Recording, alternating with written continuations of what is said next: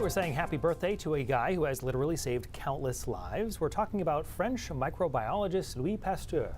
Pasteur loved invisibly tiny organisms. He spent a lot of time researching what they can and cannot do. For instance, he figured out that it was a microorganism that causes fermentation. Yeast was only discovered a little before his time. And while researchers knew it was important to the process, they did not know why.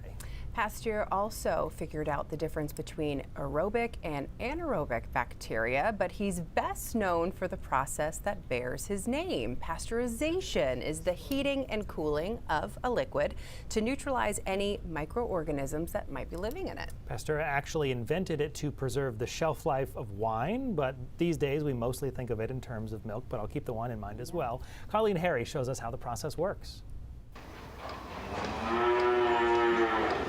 Chances are you know where milk comes from, but do you know how we get milk? Okay, the cow is all prepped before she's milked. Others washed. Teats are all clean. Then the farmers hook up a milk machine to the cow and wait for the milk to come out. Once the bucket is full, farmers pour the milk through a filter. Once it's cooled down, and into a refrigerated tank that cools down the milk. This is raw milk. Do you guys sell bottled raw milk? No.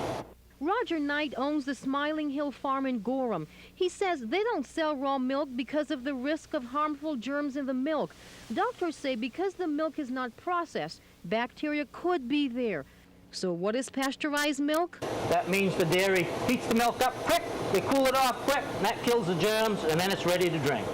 Doctors say pasteurized milk does not lose any nutrients. In fact, they say it actually protects against illnesses. Colleen Harry with that story from 1998. Keep in mind you can catch a lot of diseases from unpasteurized milk. Tuberculosis, typhoid, and strep can all be transmitted. Before pasteurization, nearly a quarter of all foodborne illnesses came from milk. Today, though, milk is responsible for less than 1% of outbreaks, and 70% of that is from unpasteurized raw milk. We'll be right back with Keith's forecast.